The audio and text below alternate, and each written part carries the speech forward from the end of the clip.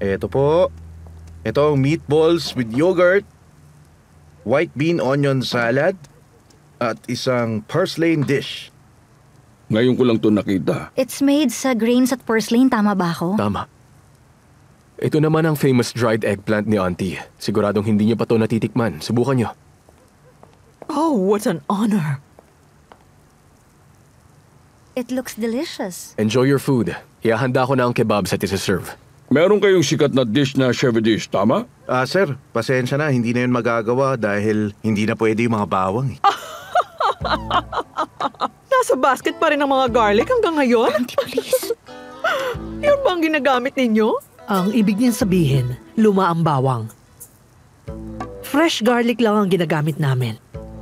Galing ba sa Antep ang mga eggplants? Meron ba nun dito? Wala, binibili namin yun sa Antep at ayaw ni Auntie Sultan ng mga tanim dito kaya 100% Milichik eggplant yan. Excuse me, pakikuha mo na lang ako ng wet napkin, please. Seri, pahinging wet napkins.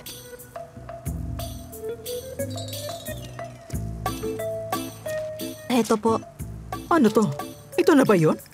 May mali, hindi ito tama. Okay lang ba na magugas ako ng kamay? Oo, halika.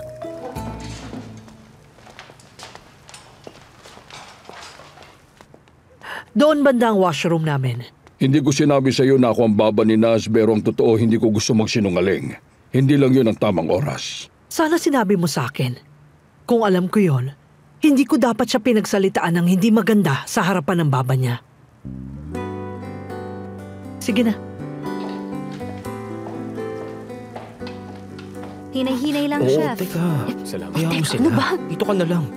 Hindi mo talaga alam na darating kami. Galit ka ba na inimbitahan kami? Hindi, pero sana hindi kita ilalagay sa alanganin na sitwasyon. Sana napigilan ko si Auntie na pilitin ka pumunta dito. Bakit mo nasabi yan? Sa tingin ko mabait siya para imbitahan niya kami sa restaurant. Kusa akong pumunta dito at masaya akong narito.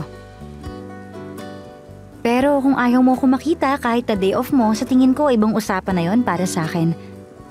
Hindi sa ganun. Ito na yata ang the best day off ko sa buhay ko.